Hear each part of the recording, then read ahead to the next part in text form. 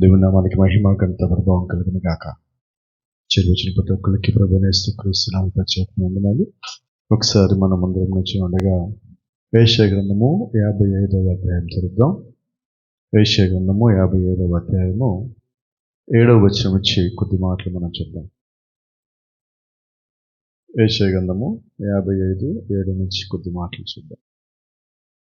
భక్తిహీనులు తమ మార్గమును విడువవలెను, దుష్టులు తమ తలంపులను మానవలెను. వారు యెహోవా వైపు తిరిగిన ఎడల ఆయన వారి యందు జాలిపడును. వారు మన దేవుని వైపు తిరిగిన ఎడల ఆయన బహుగా క్షమించును. Praise the lord. నా తలంపులు మీ తలంపులు వంటివి కావు, మీ త్రోవలు నా త్రోవల వంటివి కావు. ఇదే యెహోవా వాక్కు. ఆకాశములు భూమికి పైన ఎంత ఎత్తుగా ఉన్నవో, మీ మార్గముల కంటే నా మార్గములు, మీ తలంపుల కంటే నా తలంపులు అంత ఎత్తుగా ఉన్నవి. వర్షమును హిమమును ఆకాశము నుండి వచ్చి అక్కడికి ఎలాగూ మరలక భూమిని తడిపి విత్తువానికి విత్తనమును భుజించువానికి ఆహారమును కలుగుటకై అది చిగుర్చి వర్ధిల్లునట్లు చేయునో, అలాగే నా నోటి నుండి వచ్చు వచనమును ఉండును. ఆమేన్. నిష్ఫలముగా నా యొద్దకు మరలక అది నాకు అనుకూలమైన దాన్ని నెరవేర్చును. నేను పంపిన కార్యమును సఫలము చేయును. ఆమేన్. ప్రార్థన చేసుకుందాం.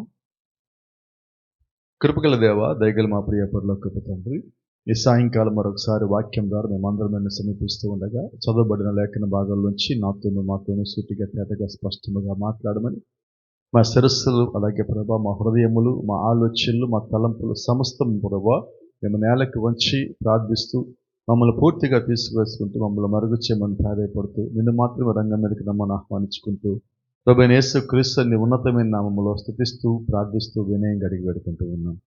ఆమేన్. God bless you. అందరం కూర్చున్నాం. Praise the Lord. దేవుని నామానికి మహిమ ఘనత ప్రభావం కలుగును గాక. కొద్ది మాటలు మనం ఇక్కడ చూసినట్లయితే కొంచెం మనము ఈ పూట వర్తమానానికి చిన్న పునాదిలాగా కట్టుకున్నాం. మొదటగా దాని మీద నుంచి ముందుకు వెళ్దాం. అక్కడ మాట ఉంది చూడండి. భక్తిహీనులు తమ మార్గమును విడువవలెను, దుష్టులు తమ తలంపులను మానవలను. వారు యెహోవా వైపు తిరిగిన ఎడల ఆయన వారి యందు జాలిపడును. వారు మన దేవుని వైపు తిరిగిన ఎడల ఆయన బహుగా క్షమించును. వాస్తవంగా మీరు గమనించినట్లయితే బైబిల్ మొత్తంలో దేవుడు చెప్పింది ఇదే. మొత్తంలో దేవుడు చెప్పింది ఇదే. దాన్నే దేవుడు మళ్ళా ఇక్కడ మనకి ఇంకోసారి చూపిస్తున్నాడు. ఎంత స్పష్టంగా దేవుడు ఇక్కడ చెప్తా ఉన్నాడంటే ఆ మాట చూద్దాం.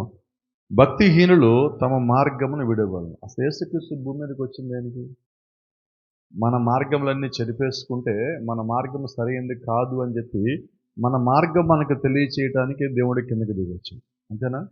ఇప్పుడు ఆయన ఏమంటున్నాడంటే అక్కడ భక్తిహీనులు తమ మార్గమును విడువవలెను. ఆయన మన మార్గంలోకి రావటం కాదు, మనము ఆయన మార్గంలోకి రావాలి. ఇప్పుడు దేవుడు మన నుంచి ఆశిస్తున్నది అదే. మన మార్గంను వదిలిపెట్టినప్పుడు మనం ఆయన మార్గం తిరగలుగుతాం. రెండో మాట అక్కడ ఉంది, దుష్టులు తమ తలంపులను మానవలను. ఇక్కడ కొంచెం జాగ్రత్తగా ఆలోచిస్తే ఇందాక పైనేమో భక్తిహీనులు తమ మార్గమును అన్నాడు, ఇక్కడేమో దుష్టులు తమ తలంపులు అన్నాడు. అంటే నువ్వు చెడిపోయింది చేయకపోయినప్పటికీ కూడా ఆలోచన చేసినా కూడా దేవుని దృష్టిలో దుష్టుడుగా. ఇక్కడ దేవుడు క్షమించటానికి అంటున్నాడు, నువ్వు ఆలోచన విడిచిపెట్టినా కూడా నేను క్షమిస్తాను. మనం ఇంకా చెడు చేయలా. చూడండి, గడియ వర్తమానం ఒక మాట అంటది, చాలా ఆశ్చర్యంగా ఉంటుంది. అన్నమాట ఏంటంటే, ఒక చెడ్డ కార్యం ఎక్కడ ప్రారంభమవుతుందంటే నీ హృదయంలో ప్రారంభమవుతుంది. చెడ్డ కార్యం హృదయంలో ప్రారంభించబడింది. మనం ఇంకా అది చెయ్యాలని అనుకోవాలి. ముందు చెయ్యాలంటే అది అనుకోవటం హృదయంలోకి వచ్చింది. ఆ హృదయంలోకి వచ్చిన చెడ్డ తలంపు ఏదైతే ఉండదో ఆ తలంపు కలిగిన వ్యక్తిని దేవుడు ఇక్కడ అంటున్నాడు. ప్రవక్త యెషయా నుంచి మాట్లాడుతూ అంటున్నాడు, ఆయన వారు దుష్టులు అంటున్నారు. దుష్టులు దేవుని రాజ్యానికి రాలేరు. కాబట్టి ఈరోజు దేవుడు మనతో మాట్లాడుతున్న మాట ఏంటంటే, దుష్టులు తమ తలంపులను మానవలనను, వారు యెహోవా వైపు తిరిగిన ఎడల ఆయన వారి యందు జాలిపడును. ఆయన జాలి పట్టడానికి నేను రెడీగానే ఉన్నాను అంటున్నాడు. దాని కొరకు మనం ఏం చేయాలో చెప్తున్నాడు. కేవలం ఈరోజు మనం వాక్యాన్ని నమ్మి పూర్తి హృదయంతో, కరెక్ట్గా బిబ్లికల్గా మాట్లాడి శుద్ధ హృదయంతో నువ్వు కానీ దేవుని వెంబడించినట్లయితే ఆయన కనికరములోను కృపలోను ఐశ్వర్యవంతుడు. ఆయన మనకి క్షమించడానికి ఆయన సమర్థుడు, యోగ్యుడై ఉన్నాడు. ఆయన క్షమాగుణం కలిగిన వ్యక్తి అయి ఉన్నాడు. నా కృప నీకు చాలును అంటున్నాడు.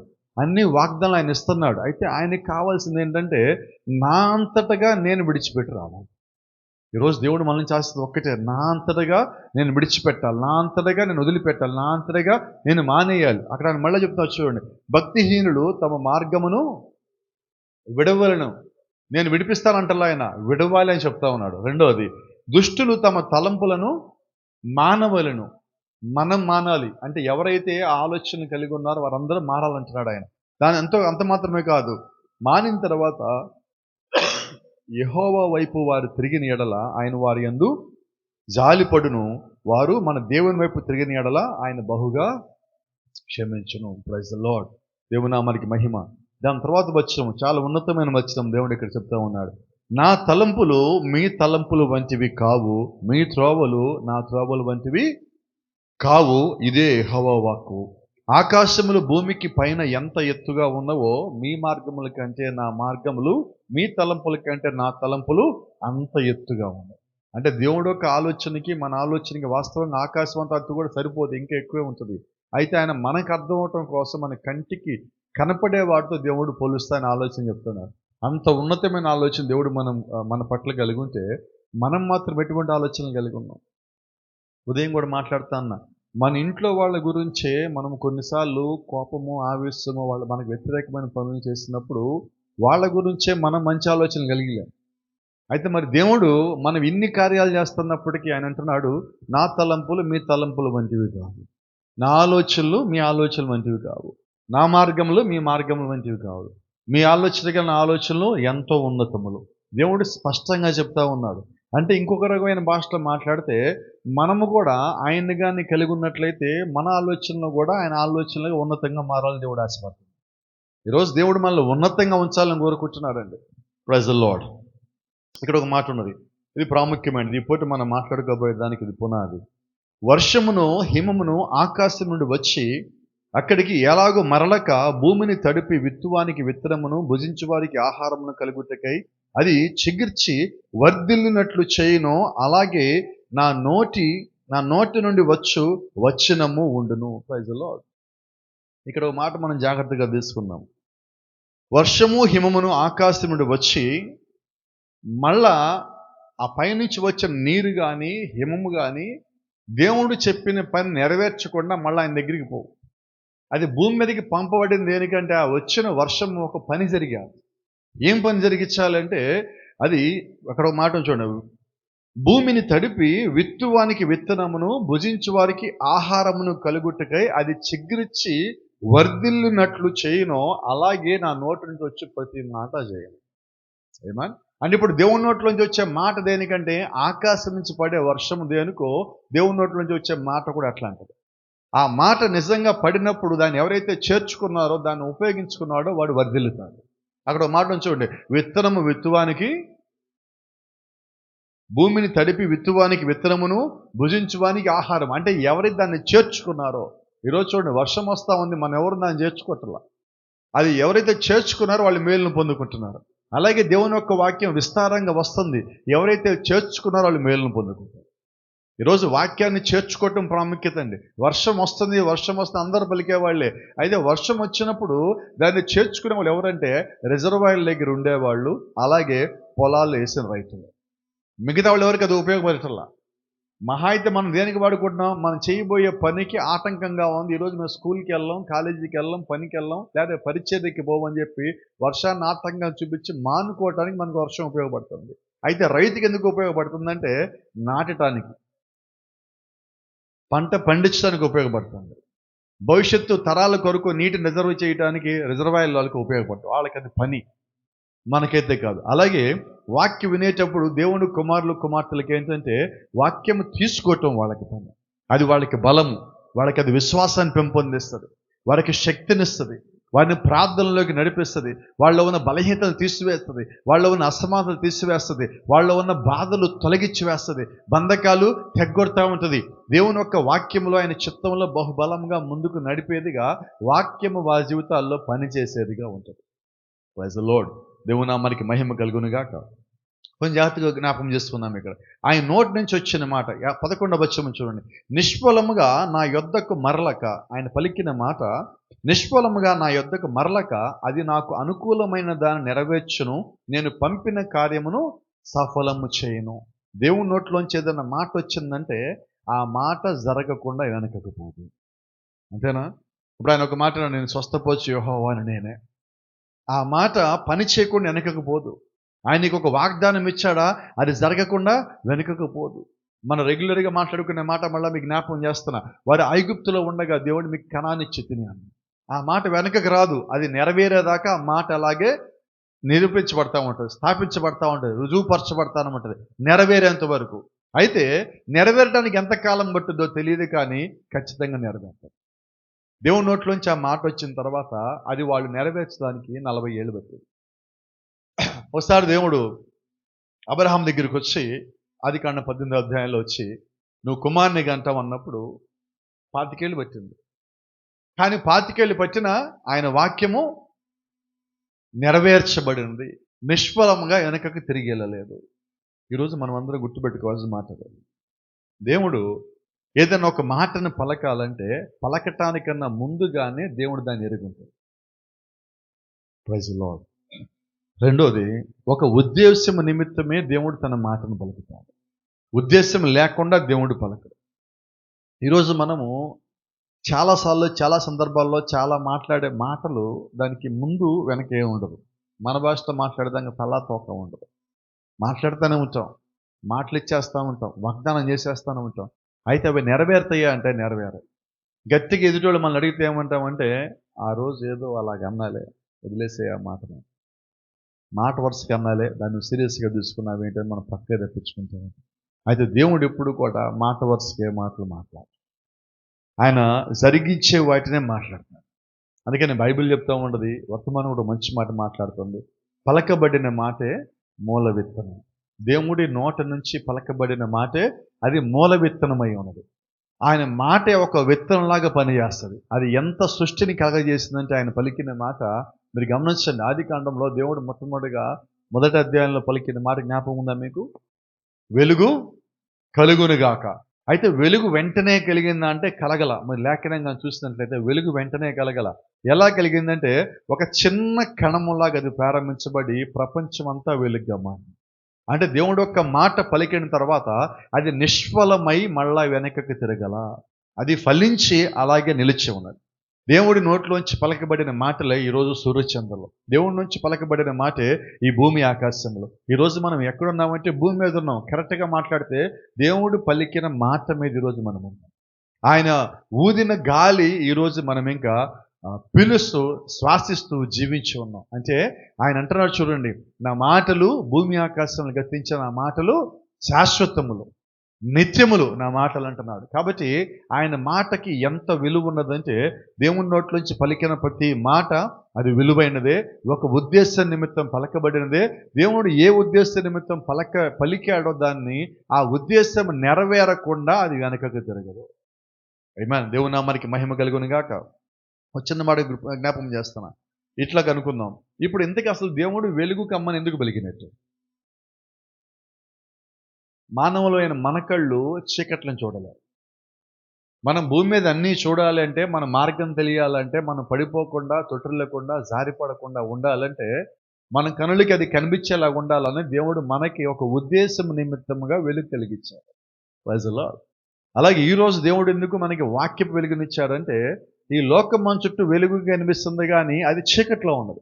ఆ చీకటిలో నీకంటే ఆత్మ సంబంధమైన చీకటిలోంచి బయటికి తీసుకురావడానికి దేవుడు వాక్య సంబంధమైన వెలుగునిచ్చాడు. ఈ లోక సంబంధమైన చీకటిలో నుంచి నువ్వు బయటికి రావడానికి దేవుడు వాక్య సంబంధమైన వెలుగునిచ్చాడు. ఈ వాక్య సంబంధమైన వెలుగు దేవుడు ఎందుకు ఇచ్చారంటే ఒకేసారి మొత్తం ఇచ్చేయాల. ఆదికాండంలో ఆయన పలికినట్టుగా వెలుగు కలుగునుగా కానీ పలికినప్పుడు కొద్దిగా బయటకు వచ్చిన చిన్న వెలుగు కణము ప్రపంచం మొత్తం వచ్చినట్లుగా నువ్వు నమ్మిన ఒక చిన్న లేఖన భాగము, చిన్న వాక్యం, అది చిన్న పాట కావచ్చు, చిన్న మార్పు కావచ్చు, చిన్న మార్మన్స్ కావచ్చు, చిన్న ఉద్దేశం కావచ్చు, దేవుడు ఒక పరిశుద్ధ గ్రంథంలో పట్టుకున్న ఒక చిన్న లేఖన భాగము నీలో పరిపూర్ణమైన మార్పును తీసుకుని వస్తుంది.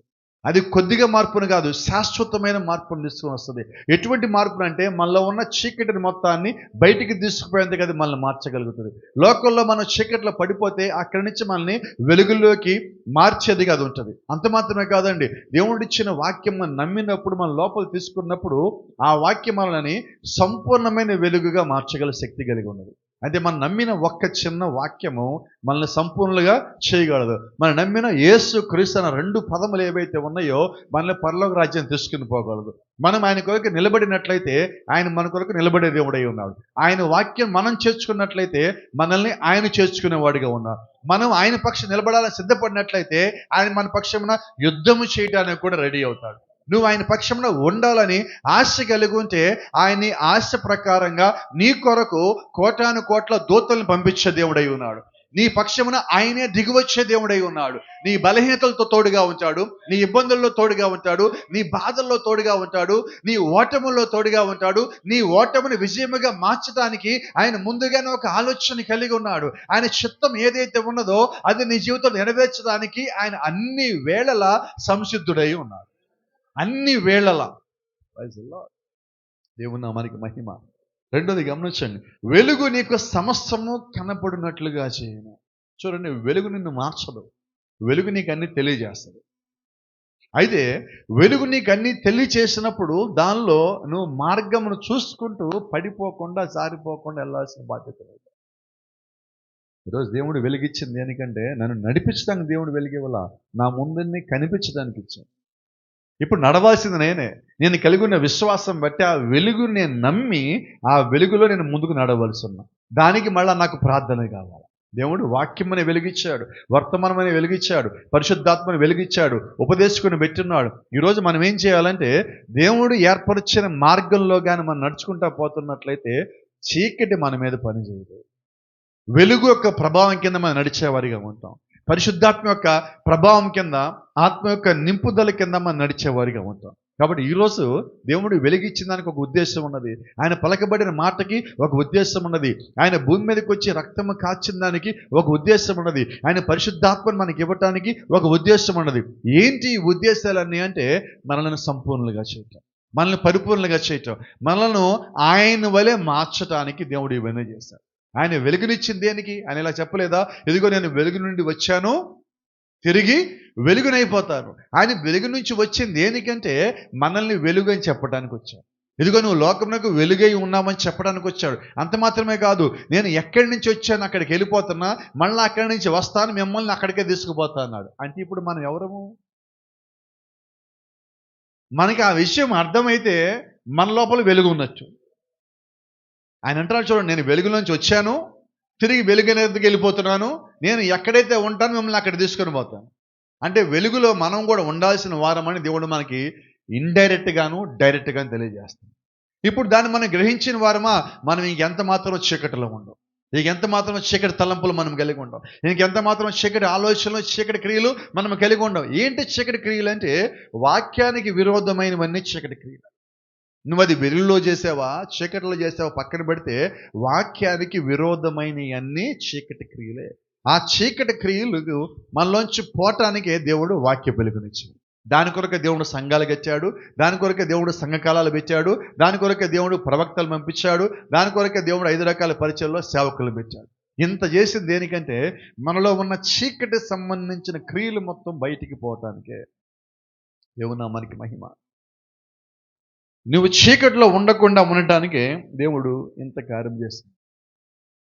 ఇప్పుడు వెలుగు కలుగును గాక అని పలికిన మాట వెనకాల ఎంత ఉద్దేశం ఉన్నది. ఇక్కడ గమనిస్తే ఇంకొక చిన్న సంగతి ఉన్నది. దేవుడు వెలుగు కలుగును గాక అని చెప్పింది బయట వెలుగు.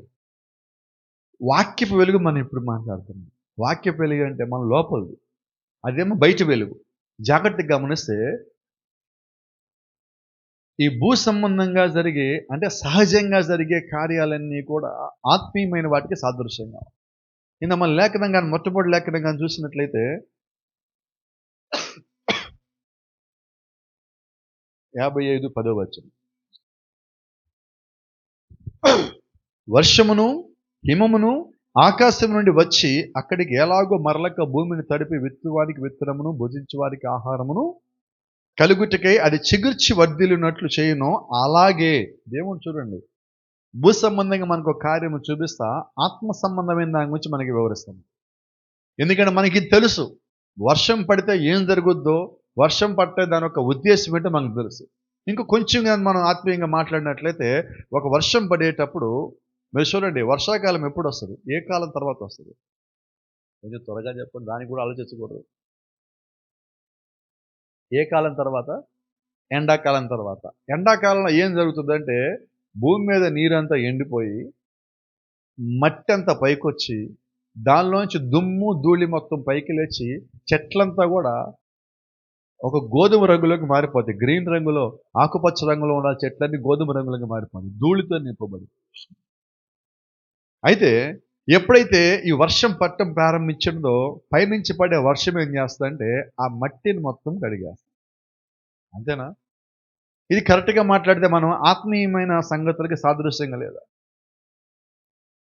అలాగే మనం కూడా సంఘంలో ఉన్నప్పుడు, వాక్యంలో ఉన్నప్పుడు, ప్రార్థనలో ఉన్నప్పుడు, దేవుడి చిత్తం కింద నడుస్తూ ఉన్నప్పుడు, పరిశుద్ధాత్మ కూడా మన మీద కుమ్మరించబడినప్పుడు ఏం జరుగుతుంది?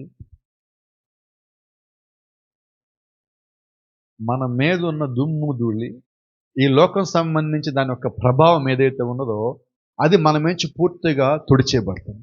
ఇంకో భాష మాట్లాడితే బైబిల్లో హెబ్రీయుల పత్రికలో ఒక మంచి మాట ఉన్నది. దేవుడు వాక్యమనే ఉదక స్నానము చేత మనల్ని కడుగుతూ ఉన్నాడు. ఎట్లాగా? ఆత్మీయమైన సంగతుల్లో దేవుడు మనల్ని కడుగుతున్నాడు. లోక సంగతుల్లో దేవుడు మనల్ని కడగాల్సిన పని లేదండి. ఆత్మీయమైన సంగతులు దేవుడు మనల్ని కడుగుతున్నాడు. ఇందాక చూడండి, ఆయన చెప్తున్న మాటలు కూడా, చెడ్డ తలంపులు మాని. అది ఇంకా బయటికి రాలే క్రియారూపంలో, లోపలే మానాలి. అంటే దేవుడు ఇక్కడ మాట్లాడుతున్న సంగతి ఏంటంటే, నీ ఆత్మీయమైన సంగతులు, హృదయ లోతుల్లో దాచిపెట్టబడిన ఆలోచనలు ఏవైతే ఉన్నాయో వాటిని బయటపడేది. అవునా? ఎందుకంటే చాలాసార్లు మనం ఏం చేస్తామంటే, ఇందాక మనం మాట్లాడుకున్నట్టుగా, ఒక వ్యక్తి మనకి విరోధంగా ఉన్నప్పుడు ఆ వ్యక్తి గురించి అన్ని చెడ్డ తలంపులే కలిగి ఉంటాం, మేలేని కలిగి ఉండం. అవి మనం చేయలా, కానీ చెడ్డ తలంపులు కలిగి ఉన్నాం. ఇప్పుడు ఆ చెడ్డ తలంపులన్నీ ఏమి ఇవ్వాలంటే దేవుడు అంటారు, నువ్వు వాటిని విడిచిపెట్టాలని. ఎట్లా విడిచిపెట్టాలి? నేను చేయలేదు కదా, పర్లేదులే, ఏం కాదులే అనుకుంటే నడవదు. దేవుడి దగ్గర దానికి మనం క్షమాపణ అడగాలి. ఈరోజు మనం అందరం చేసే చాలా మందిలో ఉండే పొరపాటు ఏంటంటే, అది అయిపోయింది కదా, ఇక దాన్ని వదిలేసేద్దాంలే, ఇక మా వాళ్ళు చెప్పలేదు కాబట్టి ఇంక అది కేసు కొట్టేసినట్టే. చెప్పకపోతే కేసు కొట్టేసినట్టుగా దేవుడి దగ్గర ఒప్పుకున్నాక అది కొట్టేస్తుంది. నువ్వు ఇంకా చేసి ఉండొచ్చు, చేయకపోయి ఉండొచ్చు, అయినప్పటికీ ఆ తలంపులు మంచి కాదంటున్నాడు దేవుడు. ఆ తలంపు మనము క్షమాపణ కానీ దేవుడి దగ్గర అడగకపోతే ఆ తలంపును బట్టి మనం దేవుని దృష్టిలో దుష్టులుగా మిగిలిపోతాం. దేవుడు ఎదుట మనం దుష్టులుగా ఉండడానికి వీలు లేదండి. అందుకే చూడండి, బైబిల్లో ఒక మాట చెప్తాను, నువ్వు త్వరపడి ఎవరికి తీర్పు తీర్చవద్దు. ఎందుకనంటే మనం తీర్చిన తీర్పు అది నిలబడిపోతుంది, దానికి మనం లెక్క చెప్పాల్సి ఉన్నాం. కాబట్టి త్వరపడి మనం తీర్పు తీర్చకంటున్నారు. అందుకని ఆయన మార్గాలకి మన మార్గాలకి దూరం ఎంత ఉందంటే చాలా ఎక్కువ ఉన్నది. మన మార్గాలు భూమి మీద ఉంటే ఆయన మార్గాలు ఆకాశమంత ఉన్నతములుగా ఉన్నాయి, ఆయన ఆలోచనలు ఆకాశమంత ఉన్నతముగా ఉన్నాయండి. అందుకనే మనము వాక్యము చేత కడగబడాలి, సత్యము చేత మనము కడగబడాలి. వాక్యం అనే ఉదక స్నానము చేత మనము సంపూర్ణంగా కడగబడాలి. బయట కాదండి, లోపల కడగబడాలి. అందుకే నేను అంటాను, బాప్టిజం అంటే శరీరానికి కాదు, ఆత్మ ఒప్పుకున్న దానికి అది ఒక శారీరక క్రియ, ఒక రుజువు. శరీరానికి బాప్టిజం అంటే అనేది ఆత్మీయంగా నువ్వు ఒప్పుకున్నావు, మార్పుకి అంగీకరించావు, మారు మనసుకి అంగీకరించాము అన్నదానికి రుజువై ఉన్నది. అంతేనా? ఈరోజు మీరు చూడండి, చాలా చోట్ల మనం చూస్తామంటే పొడిపాపులు బాప్టిజం పొంది తడిపాపులుగా తిరుగుతూ ఉన్నారు. ఏముంది మార్పు? పొడిపాపి, తడిపాపి. ఇంకా మీరు గమనించండి, ఇప్పటికి కూడా చాలాసార్లు మనం గమనిస్తే రెండు తలంపుల మధ్యలో మనం ఉంటున్నాం. రెండు తలంపుల మధ్యలో ఇప్పటికీ చాలా మంది క్రైస్తవులను గమనిస్తున్నా, ఒంట్లో కానీ బాగోలేదు అంటే, మనకి అనారోగ్యం కానీ చాలా కాలం ఉండి తగ్గలేదు అంటే, చర్చికి వెళ్ళి పాస్టర్ గారితో ప్రార్థన చేయించాలా, తర్వాత పోయి తాయితూ కట్టించాలి. ఎవరు వీళ్ళు? ఈ పరిపూర్ణమైన దెయ్యాలు ఇవి. పరిపూర్ణమైన దెయ్యాలంటాను. ఎందుకంటే నువ్వు దేవుణ్ణి నమ్మావా? నమ్మలా. కానీ నమ్మినట్టుగా నటిస్తున్నావు. కాబట్టి నువ్వేమై ఉన్నావు అని నేను అంటాను, దెయ్యమై ఉన్నావు. వాక్యపక్షాన నువ్వు ఉండవలసున్నావు. ఎందుకంటే నువ్వు వాక్యములో భాగమై ఉన్నావు. నిన్ను ఒకళ్ళు కాదు, ఇద్దరు కాదు, కుటుంబంలో వాళ్ళు కాదు, బంధువులు కాదు, స్నేహితులు కాదు, ప్రపంచం మొత్తం వచ్చి నీ మీద పడి దాడి చేసినా నువ్వు రోషంగా నిలబడి ఉంటావు క్రైస్తవుడు అయితే. నువ్వు అటు ఇటు కదలాడే స్థితిలో ఎన్నడూ ఉండవు. ఎందుకంటే వాక్యము నిన్ను స్థాపించమన్నది. చూడండి, దావీదు అంటున్నాడు, ఇదిగో నేను నది ఒడ్డున నాటబడి ఉన్నాను, నేను ఎన్నడూ కదల్చబడను. ఎందుకంటే నాకు వాక్యం అనే నీరు అందుతూ ఉన్నది. నేను ఎన్నడూ కదల్చబడను. నది ఒడ్డున, నది ఓరన నేను నాటబడి ఉన్నాను. ఈరోజు నిజంగా నువ్వు వాక్యంలో నాటబడి ఉంటే, అందుకే నేను అంటాను, ఎంతకాలం నుంచి నేను వాక్యంలో ఉన్నాను, ఎంతకాలం నుంచి చర్చికి వెళ్తాను అన్నది ఎప్పుడు పనిచేయదంటాను. ఏంటి పని చేస్తంటే, నువ్వు ఎంతకాలం వెళ్ళావు అన్నది ముఖ్యం కాదండి, ఎంత నువ్వు జీవించావు. అవును చెప్పొచ్చావు మనం. నువ్వు ఎంత జీవించావు, నువ్వు నిన్నొచ్చావు మొన్న వచ్చావు చర్చికి పక్కన పెడితే, నువ్వు ఎంత లోతుగా వాక్యంలో ఉన్నావు, నువ్వు ఎంత బలంగా క్రీస్తులో నాటబడి ఉన్నావు. నిజమేనా కాదు? Praise the Lord. ఒక చిన్న మాట చెప్తాను. అప్పుడప్పుడు రోడ్డు మీద వెళ్తూ ఉంటే, తప్పనిసరి పరిస్థితుల్లో ఉదయం పూట మేము వెళ్తూ ఉన్నప్పుడు, రాత్రిపూట కొంచెం లేటుగా వస్తున్నప్పుడు రోడ్డు మీద నిమ్మకాయలు మిరపకాయలు కనిపిస్తుంటాయి. చెప్పండి, దాటాలా వద్దా? ఏమో గట్టిగా చెప్పమ్మా. అమ్మో అంటే అయిపోయినట్టు. ఎవరి దేవుడు గొప్ప? నా దేవుడు నిమ్మకాయ దేవుడు కాదు, నా దేవుడు మిరపకాయ దేవుడు కాదు. ఆ నిమ్మకాయలకి మిరపకాయలకి భయపడే భక్తి నా దగ్గర లేదు. కాబట్టి నువ్వు ఎటువంటి భక్తిని కలిగి ఉన్నావు అంటే, బైబిల్ చెప్తా ఉన్నది, లోకంలో ఉన్నవాడికంటే నువ్వు అది నమ్మితే అది నేమి చేయలేదు, అది నమ్మకపోతే మిరపకాయ కాదు నీది ఆవాలు కూడా నేను భయపడితే నిన్ను. ఇప్పుడు భయం ఎక్కడుందంటే నువ్వు నమ్మే దాంట్లోనే ఉన్నది. కాబట్టి నేనేమంటానంటే, దేవుని యొక్క వాక్యం పలికితే నువ్వు దానికి లోబడితే, దానికి కానీ కట్టుబడినట్లయితే అది నిన్ను బలపరుస్తుంది. అందుకే అంటున్నా, నువ్వు వాక్యపక్షం నిలబడితే దేవుడు నీ పక్షం నిలబడతాడు. ఏమన్ లోకంలో ఉన్నవాడి కన్నా కొంచెం గట్టిగా చెప్దాం. అది ఇప్పుడు చెప్పటం కాదు, నువ్వు ఎప్పటికీ దాని మీద నిలబడే ఉండాలి. ఉదయం కూడా చెప్పిన మాట మళ్ళీ మీకు జ్ఞాపకం చేస్తున్నా. మన పక్కనోడికి ఏదైనా సమస్య వస్తే మనం వాళ్ళ దగ్గరికి పోయి విశ్వాసం గురించి బహుబలంగా చెప్తాం. నువ్వు ఇప్పుడే నమ్మాలా, ఇప్పుడే వాక్య ప్రకారంగా ఉండాలి, ఇప్పుడే ప్రార్థన చేయాలి, అలాగే ఇలాగని చెప్తాం. అదే సమస్య మనకు వస్తే చెప్పరు ఎవరు. అదే మాటలు వచ్చి వాళ్ళు మనకు చెప్తా ఉంటే మనం అంటాం, నా పరిస్థితిలో నువ్వు ఉంటే నీకు తెలుస్తుంది. ఉందా విశ్వాసం ఇక్కడ? అంటే గమనించండి, విశ్వాసం అనేది ఇతరులకి చెప్పటానికి కాదు, నువ్వు జీవించటానికి.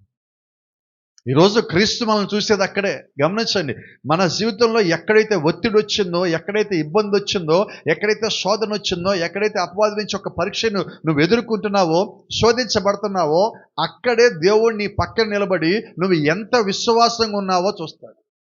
నువ్వున్న విశ్వాసాన్ని బట్టి దేవుడి నీ జీవితంలో కార్యం జరిగించే దేవుడై ఉన్నాడు. నేను అక్కడే బలహీనపడి అటుపక్కకు పరిగెత్తి ఇటుపక్కకు పరిగెత్తి అక్కడికి పోయి ఇక్కడికి పోయినప్పుడు నా విశ్వాసం ఎక్కడ? ఇక నేను దేవుడిని నమ్మినది ఎక్కడ? కాబట్టి గమనించండి, పలకబడిన మాటకి ఒక ఉద్దేశం ఉన్నది. ఆ ఉద్దేశాన్ని నువ్వు కానీ కనిపెట్టగలిగినట్లయితే ఆ ఉద్దేశము నీ జీవితంలో దేవుడు నెరవేరుస్తాడు. గమనించండి, వారు ఐగుప్తు నుంచి కనానుకు వస్తున్నప్పుడు మార్గ మధ్యలో అనేక ఆటంకములు వచ్చినాయి, అనేక శోధనలు వచ్చినాయి. వాళ్ళు మోషేని ప్రశ్నించారు, దేవుని ప్రశ్నించారు, వ్యతిరేకమయ్యారు. ఎలాగ మాట్లాడకూడదో అలాగ మాట్లాడున్నారు, వారందరూ నశించిపోయారు. అలాగే ఈ రోజు కూడా నువ్వు వాక్యంలో ఉండకుండా నీ ఇష్టానుసారంగా అటు ఇటు తిరుగుతున్నప్పుడు నశించిపోతావని దేవుడు చెప్తాను. కాబట్టి మనం నశించిపోవడానికి రాలేదు భూమి మీదకి. మనం వచ్చింది దేనికంటే నాశనమును తప్పించుకోవటానికి దేవుడిచ్చిన వాక్యాన్ని పట్టుకోవడానికి వచ్చాం. చీకటిలో ఉండిపోకుండా చీకటిలో ఉన్న మన జీవితాలను వెలుగులోకి నడిపించుకోవడానికి దేవుడు యొక్క చిత్తం మన జీవితంలో నెరవేరటానికే మనం ఇక్కడికి వచ్చున్నాం. ఈ భూమి మీదకి వచ్చింది దేనికంటే మనము దేవుడి చిత్తం కనిపెట్టడానికి. ఈ భూమి మీదకి వచ్చింది దేనికంటే మనము పరీక్షలు ఎదుర్కొంటాను ప్రభువా, నేను విశ్వాసంగా ఉంటాను ప్రభువా, నేను ఏ శోధన వచ్చినా నేను నీ కొరకే నిలబడి ఉంటాను, నేను అటుపక్క ఇటుపక్కకు తిరగను, నేను నీ పక్షమునే ఉంటాను, ఎంత శోధించినా నీవు నా పక్షమునుంటే నేను విజయం సాధిస్తానని దేవుడికి మాట ఇచ్చి కిందకు వచ్చాను. కానీ ఇక్కడ చిన్న చిన్న సమస్యలలాగా నేను చేస్తాను. వినపడలేదు ఎక్కడైనా? ఒక్కటి అడుగుతాను, కోపడకండి చెప్పండి. ఇంతకాలమైంది కదా క్రైస్తవంలోకి వచ్చి, ఆచారాలు అన్నీ పోయినాయా? వినపడలా? పోయినాయా అంటున్నా. ఆచారం పోకుండా మనం పరలోకం పోతాం. ఆచారం ఉండే పోయేది పాతాళం, పరలోకం కాదు. అంతే. చూడండి, అంతా కొద్దిమంది అందరూ బాగుంటారు, పెళ్లి దగ్గర రాగానే ఎలా ఉంటుంది తెలుసా? అబ్బాయి మనోడేనా, అబ్బాయి మనోడేనా? ఎప్పుడైతే మనోడేనా అన్నావో ఆడు పోతాడు, నువ్వు పోతావు. ఎక్కడికి? పరలోకం పోయే అవకాశమే లేదు. అంటే నీకు ఈ కులం అనేది పోకుండా, మతం అనేది పోకుండా నువ్వు పరలోక రాజ్యం వెళ్ళకపోతావు. నువ్వు క్రీస్తులోకి వచ్చావంటే అన్నీ పక్కన పెడితేనే క్రీస్తులోకి వచ్చింది. ఈరోజు దేవుడు మన నుంచి ఆశిస్తుంది అదే. నీకు క్రీస్తు అంటే వాక్యముతో నింపబడినట్లయితే వేరేది నువ్వు ఆలోచించదు. వేరేది ఆలోచిస్తున్నావంటే క్రీస్తు లోపలికి ఇంకా రాల. మనం 25 ఏళ్ళైందా, 100 ఏళ్ళైందా, 2000 సంవత్సరాలైందా వాక్యంలోకి వచ్చి పక్కన పెడితే క్రీస్తు మనలోకి ఇంకా రాల. వాక్యం మన లోపలికి ఇంకా రాల. మనం ఇంకా పరిపూర్ణమైన స్థితిలోకి రాలేదని అర్థం. ఎందుకంటే పలకబడిన వాక్యానికి ఒక ఉద్దేశం ఉంటుంది. ఆ ఉద్దేశం నెరవేర్చడమే దేవుడి యొక్క పని. నిజంగా నువ్వు క్రీస్తులో ఉన్నవాడు అయితే ఆ ఉద్దేశము నీలో నెరవేరవలసి. ఎందుకంటే ఒక మాట ఉంచండి, 11వ వచనం, నిష్ఫలముగా నా యొద్దకు మరలక అది నాకు అనుకూలమైన దానిని నెరవేర్చును, నేను పంపిన కార్యమును సఫలము చేయను. అక్కడ ఒక మాట, నాకు అనుకూలమైన దాన్ని నెరవేర్చును. దేవుడు పలుకుతున్న మాట ఆయనకు అనుకూలమైనది. మన భాషతో మాట్లాడితే ఆయన చిత్తం. ఆయన చిత్తము అది నెరవేర్చేదిగా ఉంటుంది. మన చిత్తము కాదు, నీ చిత్తము కాదు, నా చిత్తము కాదు, ఆయన చిత్తం మాత్రమే. అసలు ఒక చిన్న మాట చెప్తాను. ఒకరోజు యేసుక్రీస్తు భూమి మీద వెళ్తా ఉన్నప్పుడు ఆయన ఆకలి కొని అంజూరపు చెట్టు మీద చెయ్యేసినప్పుడు ఏం జరిగినది? దొరికినాయి ఏమన్నా అక్కడ? కరెక్ట్గా చెప్పండి, దొరికినాయా? దొరకపోతే ఆయన ఏమన్నాడు? గట్టిగా చెప్పండి, త్వరగా చెప్పండి. శపించాడు. ఎందుకని? ఫలించలేదు కాబట్టి. ఉదయం మన వర్తమానం ఏంటి? చెప్పరే, మా మీరే ఉన్నారు, చెప్పరే ఏంటి ఉదయం వర్తమానం? ఆత్మీయ ఫలములు 9 ఎన్ని ఉన్నాయి? పొద్దున్న లెక్కేసాం కదా. ఉన్నాయేమో లేవన్నా? ఏమీ లేవు. మరి ఫలించిపోతే ఆ చెట్టుని ఏమన్నాడు ఆయన? శపించాడు. అంతేనా? ఈరోజు మనలో కూడా ఆత్మీయమైన ఫలములు లేకపోతే మన సంగతి ఏంటంటే అదే వాక్యం శపిస్తారు. అదే వాక్యం. ఏదైనా నీ లోపల చిన్నదున్న ఆ ఆత్మీయమైన ఫలములని మనం పెంపొందించుకోవాలి. అది ఎలా పెంపొందించుకోవాలంటే మన సమయాన్ని ఎక్కువ ప్రార్థనలు గడపటం ద్వారా, మనలో ఉన్న బలహీనతలను పోగొట్టుకోవడం ద్వారా, దుష్టమైన తలంపులు పోగొట్టుకోవడం ద్వారా మనం ఏం చేయాలంటే త్వరగా దాన్ని బయటకు పంపించేసుకోవాలి. ఇంకో మాట చెప్తాను, త్వరగా అర్థం కోసం చెప్తున్నాను ఈ మాట. కొన్నిసార్లు ఏం చేస్తామంటే మనం ఒక తప్పు చేస్తాం. ఈ తప్పుని అందరూ మనల్ని అంటారేమో అన్న ఉద్దేశంతో మనమే అందరి మీద వేస్తామంటాం. అవునా కాదా? నిజమా కాదా? ఎప్పుడు చేయలేదా ఇది? చేయలేదంటే అబద్ధమే. చేసే ఉంటాం, కానీ ఎప్పుడు చేసాం గుర్తులేదు. సరే, ఇంకెలా మాట, ఎన్నిసార్లు చేసాం గుర్తులేదు. ఎందుకని ఈ మాట అన్నానంటే తప్పు చేసింది ఒక్కడైతే దాన్ని కప్పిపుచ్చుకోవడానికి అందరినీ తప్పుడోళ్ళుగా చేయాలని ప్రయత్నిస్తుంటాం. నేనంటాను ఇది దేవుని చిత్తము. దీనికన్నా మంచి పని ఏంటో చెప్పనా? నేనే తప్పు చేశాను ఒప్పుకుంటే అందరు కలిసి క్షమిస్తారో, తిడతారో, ఆవేశపడతారో, అరుస్తారో, కేకలేస్తారో, అయితే నువ్వు నిజం చెప్పావని మాత్రం నీకు ఒక విలువిస్తావు. వాళ్ళ మీద వెళ్ళి మేము నిందేసినప్పుడు లాస్ట్కి ఏం తేలుతుంది? తప్పు ఎవరిదో తేలిన తర్వాత ఇదిగో ఫలానామ తప్పు, ఫలాయన తప్పు, ఆ తప్పుని కప్పిపుచ్చుకోవడానికి వీళ్ళు చూసావు ఎంతమందిని దోషులు చేశారు, వీళ్ళని ఇంకెప్పుడు నమ్మకూడదు. అంతే. రెండు బయటపడ్డాయి. అది బయటపడేది, ఇది బయటపడేది. ఒకటి మనమే బయట పెట్టుకోవటం, రెండు దేవుడు బయట పెట్టడం. అందుకే నేనేమంటానంటే అదేదో ముందే మనమే చెప్పేస్తే పోలా, ఇదిగో నా వల్ల తప్పు అయింది, నన్ను క్షమించండి, అయిపోయింది, కేసు కొట్టేసి. ఈరోజు ఎవడన్నా మనం పోయి తప్పు అయిందని చెప్తే మన గురించి ఆరా తీసి ఎంక్వైరీ తీసి దాని గురించి 100 మంది చెప్పేది ఎవరికి లేదు. చూడండి, తప్పులు చేసేవాడే 10 మందికి 10 మంది మీద చెప్తూ ఉంటాడు. అక్కడే మనకి అర్థమైపోతుంది. కాబట్టి నేనేమంటానంటే క్రీస్తు నీలో ఉంటే నీ గురించి ఇతరులు ఏమైనా తప్పు చేస్తే నువ్వు క్షమించే దానిలో ఉండాలి, కానీ పోయి నిందలేసే దానిలో. ఈరోజు క్రీస్తు మనలో ఉన్నాడు లేడు అంటానికి రుజువులు ఏంటంటే క్షమాపణ మన దగ్గర ఉన్నదా, మనం క్షమించేవారిగా ఉన్నామా? ఉదయం మాట్లాడాం, ఆత్మీయమైన ఫలములు మనం ఎతుకుతున్నప్పుడు ఒకటి అడిగా, ఫస్ట్గా గుర్తుందా లేదా మీకు, దీర్ఘశాంతం గురించి అడిగా. ఏంటి దీర్ఘశాంతం అంటే?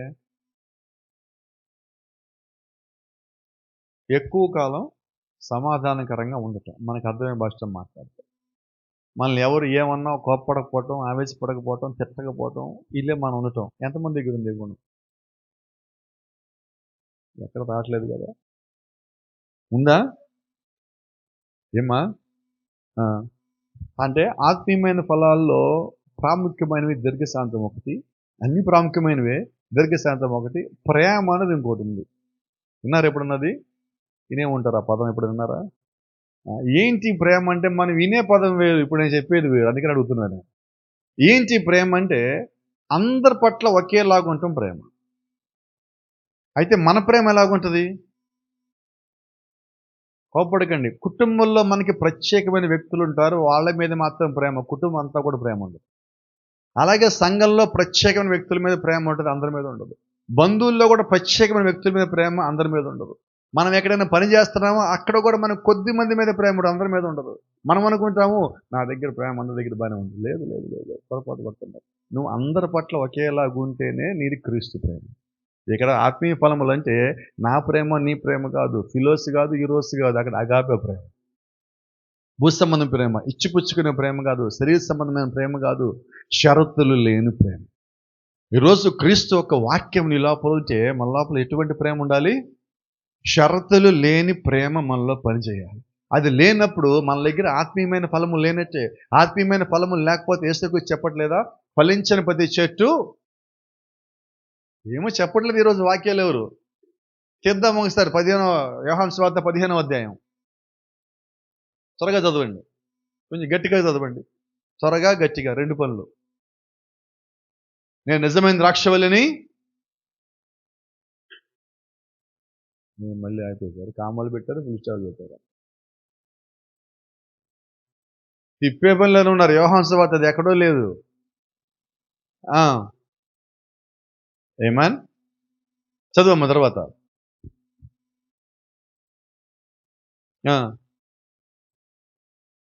ఫలింపుని ప్రతి తీగను ఆయన తీసి పారవేయను. అంటేగా మనం కానీ ఫలాలు ఫలించకపోతే దేవుడు ఏం చేస్తానంటున్నాడు?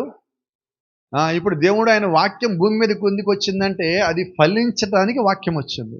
ఇప్పుడు మనం భూమి మీదకి ఎందుకు వచ్చాము? ఫలించడానికి వచ్చాం. మనకు అర్థమయ్యేలాగా మాట్లాడితే దేవుడు ఆదికాండం 1వ అధ్యాయంలో ఆదాము అవ్వను సృష్టించినప్పుడు ఆయన ఒక మాట అన్నాడు, మీరు ఫలించి అభివృద్ధి చెంది భూమిని నిండించి విస్తరించి భూమిని నిండించి దాన్ని లోపరుచుకోండి అని చెప్పాడు. ఇప్పుడు మనల్ని ఫలించాలని దేవుడు ఆశిస్తున్నాడు. అయితే ఇక్కడ యోహాను సువార్త 15వ అధ్యాయం ఏమంటున్నాడు? ఫలింపుని ప్రతి తీగను ఆయన నాలో నుండి తీసి పారవేయను. ఇంకోటి యోహాను ఇంకోటి ఏమంటున్నాడు జాగ్రత్తగా గమనిస్తే, చెట్టు వేరు మొదట్లోనే గొడ్డలు ఉంది. దేనికని? ఫలించని ప్రతి చెట్టును నరికి పారవేయను. అంటే దేవుడు వాక్యాన్ని ఇచ్చి ఆ వాక్యానుసారంగా ఉండకపోతే దానికి ఆయన ఏం చేయబోతున్నాడో ఆ తీర్పును కూడా తెలియజేస్తూ ఉన్నాడు. కాబట్టి ఈరోజు జ్ఞాపకం పెట్టుకోండి, దేవుడు యొక్క వాక్యం మనలో పనిచేసేదిగా ఉన్నది. ఆ పని చేసేదిగా ఉన్నంత వరకే మనము బలవంతులము. ఒకవేళ వాక్యం మనలో పని చేయని స్థితిగా మనం వెళ్ళిపోతే మనమేం భూమి మీద అత్యంత బలహీనులం. ఈరోజు ఆ బలహీనత పోగొట్టుకోవడానికి మనం సంఘానికి వస్తున్నది. ఆ బలహీనత పోగొట్టుకోవడానికి మనం వాక్యం దగ్గరికి వస్తున్నది. ఆ బలహీనత పోగొట్టుకోవడానికి మనము ప్రార్థన కొరకు ఇక్కడ చేరుకుంటున్నది. వేరే దేని కొరకు కాదండి. కేవలం దేవుడి చిత్తము నెరవేర్చడానికి, మనం ఆయనలో ఉన్నామని రుజువులు కలిగి ఉండటానికి, ఆత్మీయమైన ఫలములు ఫలించడానికి ఈరోజు మనం ఇక్కడికి వచ్చాం. ఇక్కడికి వచ్చిన తర్వాత కూడా దేవుడు యొక్క చిత్తం మన లోపల నెరవేరే విధముగా మనల్ని మనం మార్చుకోలేకపోయామంటే, ఇందాక లేఖనం చెప్పినట్టుగా మన ఆలోచనలు బలహీనమైనవి, మన క్రియలు బలహీనమైనవి, మన తలంపులు దుష్టమైనవి. వాటి నుంచి మనం బయటికి రాకపోతే దేవుడు ఏమి చేయలేడు. మనం చదివాం ఇందాక, మానవలను విడువబలను అని దేవుడు చెప్తున్నాడు. అంటే చేయాల్సింది మనం, దాని నుంచి బయటికి రావాల్సింది మనం. మన ఆలోచన ఏంటో, మన క్రియ ఏంటో మనం ఎరిగిన వారు. దేవుడు ఒక వాక్యం అయితే భూమి మీదకి వచ్చాక అది నిష్ఫలమై ఎన్నడూ వెనకకి తిరిగిపోదు. అంటే అది ఫలించడానికి కావాల్సిన ప్రజలను అది ఎన్నుకుంటున్నది. ఇంకొక రకమైన అర్థంలో చెప్పాలంటే, జగతి పునాది వేయబడటానికన్నా ముందుగానే దేవుడు ప్రేమ చేత మనల్ని క్రీస్తులో ఎన్నుకొనెను, ఏర్పరచుకొనెను పౌలు గారు ఎఫెసీయులకు రాసిన పత్రికలో చెప్తా ఉన్నారు. దేవుడు ఎన్నుకున్నాడు అంటే ఆయన వాక్యము ఎవరి జీవితంలో నెరవేరాలో దేవుడు వారిని ఎన్నుకున్నాడు. ఆ ఎన్నుకున్న వారు ఎవరైతే ఉన్నారో దేవుడు వారిని దీవించేవాడిగా ఉన్నాడు. అంతేనా? ఒకసారి మనం పాత నిబంధనలోకి వెళితే అక్కడ యోసేపు అన్న వ్యక్తి ఉన్నాడు. యోసేపు దగ్గరికి గాని మనం వచ్చి చూసినట్లయితే యోసేపుకి దేవుడు జీవితంలో ఏం చేయబోతున్నాడో ముందే చెప్పాడు. ఇదిగో నీ అన్నలు నీ ముందు సాష్టాంగ పడతారు, వారు నీ ముందు తల వంచుకొని కూర్చోవాలా, నీ తండ్రి కూడా తల వంచుకొని కూర్చోవాలా అని ముందుగానే దేవుడు యోసేపుకి దర్శనం చూపించాడు. అదే దర్శనం అన్నలకు చెప్పినప్పుడు అన్నలు వ్యతిరేకించారు, అసూయపడ్డారు, ద్వేషించారు. చివరికి వెండి నాణ్యములకి ఆయన అమ్మేశారు, గుంటలో పడేశారు, అమ్మేశారు బానిసగా. తర్వాత తండ్రిని తీసుకొచ్చి యోసేపు యొక్క అంగీ మీద గొర్రెల యొక్క రక్తం దాని మీద చిలకరించి తీసుకొచ్చి ఇదిగో తమ్ముడు చనిపోయాడని చెప్పి అబద్ధ సాక్ష్యం కూడా పలికితే నేను అంటున్నాను, యోసేపు జీవితంలో దేవుడు చెప్పిన వాక్యము నెరవేరకుండా నిష్ఫలమైందా? అది నెరవేరింది. అందుకని చూడండి, యోసేపు ఎంత మెచ్యూర్డ్గా మాట్లాడాడంటే అన్నలు అమ్మేసినప్పటికీ, అన్నలు గుంటలో పడేసినప్పటికీ, బానిసగా ఆయన బతికినప్పటికీ ఎక్కడికి వెళ్ళినా దేవుడు అతన్ని దీవింపజేశాడు, దేవుడు అతన్ని వర్ధిల్ల చేశాను. ఎందుకంటే దేవుడు ఒక మాట మనం చదివాం కదా, అలాగే ఆకాశం నుంచి వర్షమును హిమమును ఎలాగైతే భూమి మీదకి వచ్చి అది చిగిర్చి వర్ధిల్ల చేయను, అలాగే నా మాట కూడా. ఇప్పుడు యోసేపు జీవితము వర్ధిల్ల చేసింది ఎవరంటే యోసేపు కాదు, దేవుడే. ఎందుకంటే యోసేపు జీవితంలో దేవుడు ఒక మాట పలుకున్నాడు, ఆ మాట నెరవేరకుండా నిష్ఫలమై దేవుడు యొక్క వాక్యము వెనకకు మరలదు. మరి అదే కానీ సత్యమైతే ఈరోజు దేవుడు మన జీవితంలో మనకేదైనా ఒక వాగ్దానం ఇచ్చినట్లయితే ఆ వాగ్దానం నిష్ఫలమై వెనక్కిపోతుందా? మళ్ళా తిరిగి ఆయన దగ్గరికి పోతుందా? ప్రభువా ఇదిగో ఈ వాక్యం పనిచేయడానికి వీడు యోగ్యుడు కాదు, వెనక్కి వెళ్ళిపోదు. వాక్యం ఎప్పుడు ఆ వాక్యం ఎదురు చూస్తుంది, వాక్యం ఎదురు చూస్తుంది. దానికి అర్థమే మాస్టర్ మీకు చెప్పాలంటే దేవుడు మోషేని ఎన్నుకున్నాడు, అవునా? అయితే మోషే దేవుడి మీద ఆనుకోల, తన సొంత బలాన్ని నమ్ముకున్నాడు. ఆ సొంత బలాన్ని నమ్ముకున్న కారణం చేత ఇద్దరు ఐగుప్తుల్ని చంపి మట్టిలో పాతిపెట్టినప్పుడు ఆ సంగతి తెలిసిన తర్వాత ఐగుప్తులు చంపుతారన్న భయంతో మోషే అక్కడి నుంచి పారిపోతే దేవుడు పలికిన మాట మోషే జీవితంలో నెరవేరటానికి, ఎందుకని అది నిష్ఫలమై వెనకకి తిరిగిపోకూడదు కాబట్టి మోషే జీవితంలో ఆ మాట నెరవేరటానికి దేవుడి నోట్లోంచి పలకబడిన మాట ఏదైతే ఉందో 40 సంవత్సరాలు కనిపెట్టింది. ఇక్కడ ఇంకో రహస్యం ఏంటంటే మోషే జీవితంలో నెరవేర్చాల్సిన మాట ఏదైతే ఉన్నదో అది మోషే జీవితంలో మాత్రమే నెరవేరుతుంది, వేరే వాళ్ళ జీవితంలో రాదు. అలాగే ఈరోజు ఇక్కడున్న మనందరి మీద కూడా దేవుడు ఏదైనా ఒక వాగ్దానం ఇచ్చినట్లయితే ఎవరికి ఆయన ఏ వాగ్దానం ఇచ్చాడో ఆ వాగ్దానము వారి జీవితంలో మాత్రమే నెరవేరుతుంది. దేవుడు ఒకరిని ఆశీర్వదించినట్లుగా ఇంకొకరిని ఆశీర్వదించడు. ఆయన అందరినీ ఒకే రీతిగా ఆశీర్వదించాలా. నువ్వు కలిగి ఉన్న విశ్వాసం బట్టి నువ్వు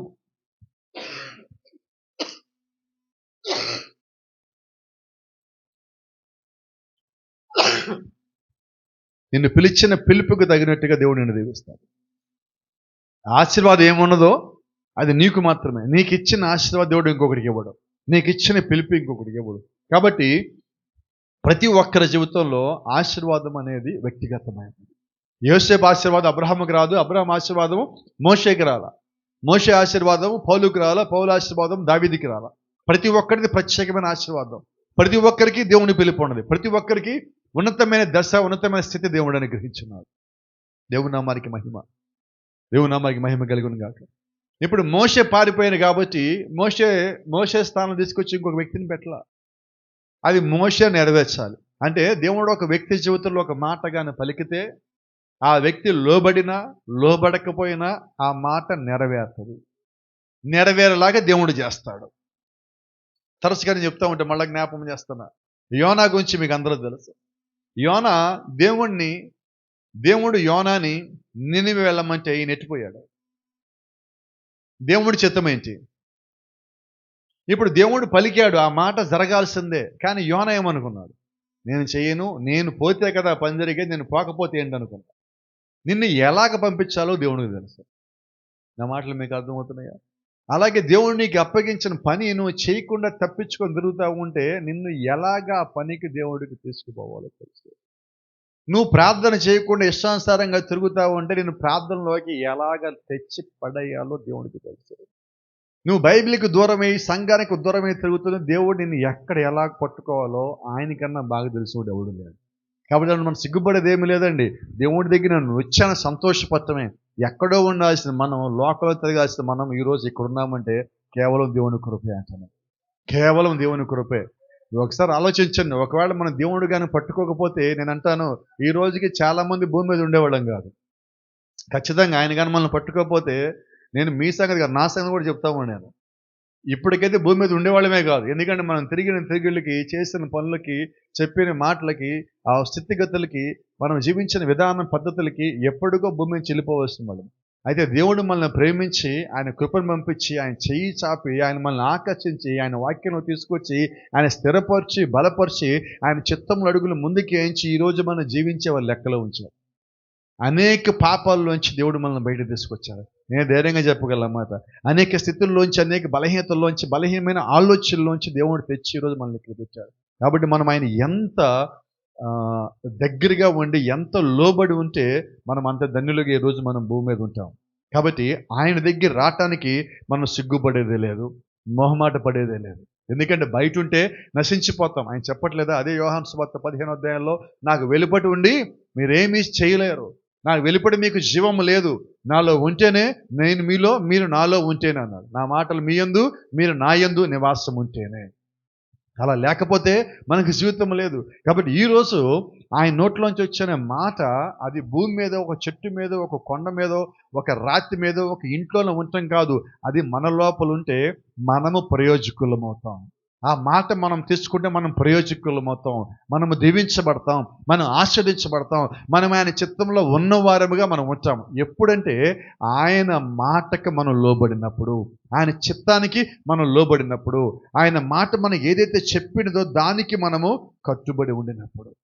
లేనప్పుడు నాకు లేఖను మనం చూస్తున్నాం, ఎండిపోయిన చెట్టు మీద ఆయన చెయ్యేసినప్పుడు ఆ చెట్టు ఫలము లేవున్నప్పుడు ఆయన చెట్టుని శపిస్తే, సాయంకాలానికి మళ్ళా అదే ఊర్లో తిరిగి వస్తున్నప్పుడు పేతురు చూసి అన్నాడు, ప్రభువా నువ్వు ఉదయం చూసి చెట్టుని శపించావు కదా, ఈ చెట్టు ఎండిపోయినది అంటున్నాడు. ఆయన మాట నిష్ఫలం కాదుగా మరి. అది ఆశీర్వాదమైన, శాపమైన దేవుడి నోట్లోంచి వస్తే నిష్ఫలం కాదు. కాబట్టి ఈరోజు చాలా జాగ్రత్త. దేవుడు మన జీవితంలో ఏం పలుకుతున్నాడు చాలా జాగ్రత్తగా ఉండాలి. మనం సరి చేసుకోకపోతే, మనం దేవుని చిత్తానుసారంగా లేకపోతే ఫలించిన దాన్ని ఆయన తీసి బయటపడేస్తాను. ఈరోజు చాలా జాగ్రత్త. అందుకంట కుటుంబాలు జాగ్రత్త, వ్యక్తుల పరంగా జాగ్రత్త, పిల్లల జాగ్రత్త, పెద్దోళ్ళ జాగ్రత్త. ప్రతిసారి ఎందుకు ఈ జాగ్రత్తలు చెప్తా ఉన్నామంటే, ఇంతకుముందు మనం చేసిన ప్రార్థనలు వేరు, ఇప్పుడు మనం చేస్తున్న ప్రార్థనలు వేరు. మనం కానీ గమనించినట్లయితే, ఇప్పుడు ఆత్మీయంగా ఎదిగిన తర్వాత మనం చేసే ప్రార్థనలో ఇంకా బలం ఉంటుంది. అయితే దేవుడు మనల్ని చూస్తున్నాడు కదా, పర్వాలేదు కదా, నాకేం కాలేదు కదా అని మనం అలుసుగా తీసుకున్నామంటే దేవుడికి ఒక్క క్షణం కాదు. మనల్ని భూమి నుంచి తీసేయడానికి దేవుడికి ఒక్క క్షణం కూడా ఎక్కువ. ఎంత మనం లోబడి ఉంటే, ఎంత మనం జాగ్రత్తగా ఉంటే, మనం అంత త్వరగా దేవుడి దగ్గరికి వచ్చిన వారమై ఉన్నామా, మనం దీవించి ఆశీర్వించబడేవాళ్ళం. తొడుగు మాట గుర్తుపెట్టుకోండి, నేను భూమి మీద ఉన్నాను కదా మంచోడిని అనుకోవద్దు. భూమి మీద ఉండటాన్ని బట్టి మనం మంచివాళ్ళం కాదండి, పరలోక రాజ్యం వెళ్ళేదాన్ని బట్టి మనం మంచి. పరలోక రాజ్యం వెళ్ళటానికి ఏది ఆటంకం ఉందో దాన్ని తొలగించుకోవడానికి దేవుడు మనల్ని ఇంకా భూమి మీద ఉంచాడు. దేవుడు మనకు ఒక అవకాశం ఇచ్చాడు. ఈరోజు ఉన్నామంటే ఒక అవకాశం. ప్రతిరోజు దేవుడి చేత మనకి ఇవ్వబడిన అవకాశం. ప్రతిరోజు ఒక నూతన ఆశ, ప్రతిరోజు ఒక నూతన బలం, ప్రతిరోజు దేవుడు మనకి ఒక్కొక్క కొత్త అవకాశం ఇచ్చాడు. ఇదిగో నిన్నటి అవకాశం అయిపోయింది, ఈ రోజు నువ్వు వాడుకుంటావని చెప్పి దేవుడు ఒక అవకాశం ఇచ్చాడు. కాబట్టి నేనేమంటానంటే, మన దగ్గర నుంచి ఏది త్వరగా బయటికి పంపించేయాలో దాన్ని పంపించాలి. అంతేనా కదా? ఎవరు సిద్ధంగా లేరు, అయిపోతారు. ఏ గట్టిగా రావట్లేదు. దేవుని నామానికి మహిమ. దేవుడు పలికిన ప్రతి మాటకు ప్రత్యేకమైన అర్థం ఉన్నది. ప్రతి మాటకి ఒక ఉద్దేశం ఉన్నది. ఆ ఉద్దేశము మనకి వెంటనే అర్థం కాదు, కొద్ది కాలానికి అర్థమవుతుంది. అప్పటికప్పుడు అర్థం కాదు, కొద్ది కాలానికి అర్థమవుతుంది. అయితే నేనేమంటానంటే, అది అర్థం చేసుకోవడానికి మనం ఎక్కువ సమయం తీసుకోవద్దు. ఎంత తక్కువ సమయమో అది అర్థం చేసుకోవడం మనం తీసుకోవడానికి మనకు మేలు అవుతుంది. తక్కువ సమయంలో దేవుడు యొక్క మాటలు అర్థం చేసుకోవాలంటే మనం ఎక్కువసేపు చేయాల్సిన పని ఒకటి ఉన్నది. దాని పేరే ప్రార్థన. ఉదయం మాట్లాడిన మాట మళ్ళీ మీకు జ్ఞాపకం చేస్తున్నా. అపవాది మనల్ని పడగొట్టడానికి రోజుకి 24 గంటలు ప్రయత్నం చేస్తుంటే మనం వాడి నుంచి తప్పించుకోవడానికి ఎంతసేపు ప్రయత్నిస్తున్నాం? అపవాది నుంచి తప్పించుకోవడానికి మనం చేసే ప్రయత్నం పేరే ప్రార్థన. ఎంతసేపు మనం ప్రార్థన చేస్తున్నామంటే మనం అపవాది నుంచి ఎంత ఎదుర్కోవడానికి మనం కలిగి ఉన్నాం అక్కడే తెలుస్తాం. 5 నిమిషాలు ప్రార్థన చేయడానికి కష్టం, 10 నిమిషాలు ప్రార్థన చేయడం అంటే చాలా కష్టమైన పని. రెండోసారి ప్రార్థన చేయటం అంటే ఈరోజు మన జీవితంలో లేకపోయింది. ఒకసారి ప్రార్థన చేసేపాటికి అయిపోతుంది మన జీవితం అంతా ఈరోజు. మళ్ళీ రోజంతా ఏం చేస్తున్నాం? బిజీయా? లేదు. ప్రార్థన చేయటానికి సమయం ఉండదు. ప్రార్థన చేయడానికి సమయం ఉండదు. రోజంతా మళ్ళీ ఖాళీగానే ఉన్నాం. కానీ దేవుళ్ళని ఎదగటానికి మనం ఏమైనా ఉపయోగించిన సమయం అంటే ఉపయోగించుకోం. తల్లో ఎన్నున్నాయంటే ఆలోచనలు చాలా ఉన్నాయి. తల్లో ఉన్న ఆలోచనలు బిజీ అయి ఉన్నాం. నేను అంటాను, ఆ ఆలోచనలు ఎప్పుడు అంతే ఉంటుంది. దానికి ప్రారంభము లేదు, ముగింపు లేదు. అయితే నువ్వు ప్రార్థన చేస్తున్నప్పుడు నీ పరలోక రాజ్యానికి అదే ప్రారంభం. నువ్వు భూమి మీద విజయం సాధించడానికి అదే నీకు ప్రారంభం. అపవాదిని ఎదుర్కోవటానికి నీకు అదే ప్రారంభం. నువ్వు బలం పొందుకోవడానికి అదే ప్రారంభం. నీ విశ్వాసాన్ని పెంపొందించుకోవడానికి అదే నీ ప్రారంభం. అపవాది యొక్క బలహీనతలు తెలుసుకోవడానికి అదే నీ ప్రారంభం. నీలో ఉన్న బలహీనతలు తెలుసుకోవడానికి, దాటుకోవటానికి ప్రార్థనే నీకన్నిటికీ ప్రారంభం. ఎందుకంటే భూమి మీద అత్యంత శక్తివంతమైన ఆయుధంగా దేవుడు మనకిచ్చిందే ప్రార్థన. ఈరోజు ఆ ప్రార్థనలో మనం నిలబడలేకపోతున్నాం, ఆ ప్రార్థన చేయలేకపోతున్నాం. ప్రార్థనలో తడబాటు, విశ్వాసమైన జీవితంలో తడబాటు, వాక్యానుసారంగా ఉండటంలో తడబాటు, అన్నిట్లో తడబాట్లు ఉన్నాయి. కానీ మనకి మనం పెట్టుకున్న పేరేంటంటే క్రైస్తవులం. ఇంకొక అడుగు ముందుకేసి వర్తమాన విశ్వాసం. అయితే ఈ టైటిళ్ళు పనిచేయవండి. మనం పెట్టుకున్న బిరుదులు పనిచేయవు. మనం క్రైస్తవులాగా ఉంటేనే దేవుడి దృష్టి క్రైస్తవులు. మనకి మనం అనుకుంటే క్రైస్తవులు కాదు, మనకి మనం అనుకుంటే వర్తమాన విశ్వాసం కాదు.